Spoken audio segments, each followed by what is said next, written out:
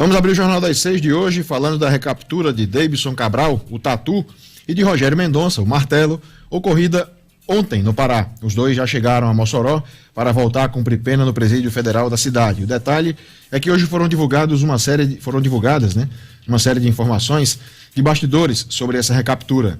Uma delas diz respeito à central telefônica montada pelo Comando Vermelho para a dupla e que envolvia vários telefones que poderiam ser utilizados por eles. Gustavo, ontem você falou em primeira mão que os dois teriam sido localizados após conversar com a pessoa da família, pois hoje temos mais detalhes. Esse familiar seria, na verdade, a avó de Rogério, Martelo, Dona Tereza Padilha Silva, de 86 anos. A ligação contribuiu para identificar o perímetro onde ele estava e assim montar a operação.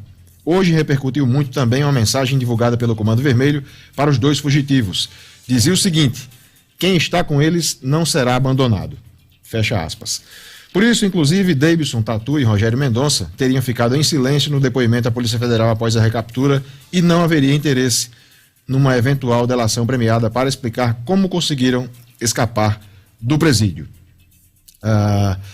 Primeiro, tem aqui os valores. Eu queria começar o bate-papo com vocês, depois a gente cita os valores, ou cita primeiro os valores para a gente começar o bate-papo? Não, pode começar o bate-papo. Então, boa noite, Gustavo Negreiros. O que é que você me diz dessa notícia inicial? Boa noite, Breno, boa noite, Renato, boa noite a você, amigo da 96, nessa sexta-feira, dia 5 de abril. Olha, primeira coisa que a gente tem que dizer é o seguinte, que os bandidos do Brasil estão sempre voltando à cena do crime. Não é à toa que eles voltam a Mossoró, e a gente tem outros exemplos na República aí, no Brasil. A história se repete. Se repete, tanto faz. Só mudam os personagens, mas a periculosidade é a mesma. Depois, esses caras são tão... Você acredita que quando o avião... Porque hoje no blog eu tenho até os áudios. Rapaz, teve problema, não foi? O avião, quando foi para a cabeceira da pista para descer em Mossoró, passou eu ia dizer um cardume de passarinho. Uma revoada de passarinho. Passou uns passarinhos. Meu amigo, o piloto teve que arremeter, aí foi lá na frente, né? Deu a volta e pá, aterrissou lá no Aeroporto Internacional de Sete Rosado. Bom, aí a gente falou ontem aqui, durante o jornal, em primeira mão, que um policial federal tinha me dito aqui que tudo tinha se dado através de um contato, um contato com a família. Enquanto estavam lá procurando lá em Mossoró, nas cavernas, com as cobras, os rapazes feridos, mancando, desnutridos. Aí você vê os cabas bonitos. Tirar os outros, aí depois pegar a foto dele atual e a foto dele antiga. Ganharam peso, não foi? Não, ganharam peso, ficaram bonitos, ficaram tratados, tudo.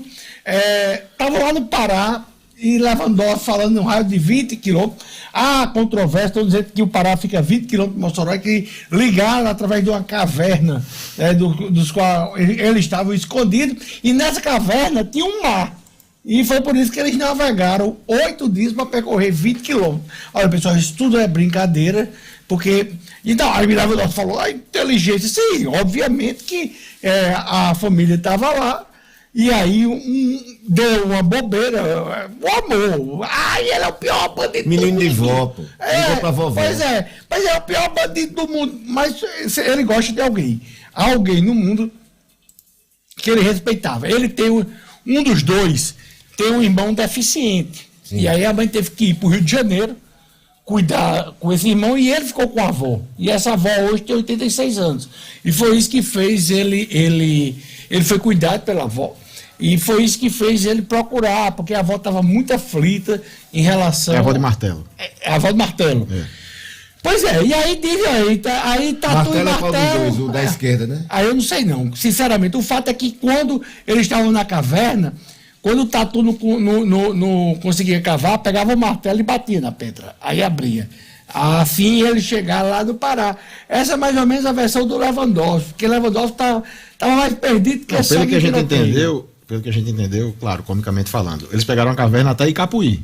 Sim. Aí de Icapuí pegaram um barco e foram bater no Pará. Pois é, e aí interessante é isso. Antes de ser alimentado de melão. A caverna ia até Icapuí. E assim, eles não conhecem Icapuí.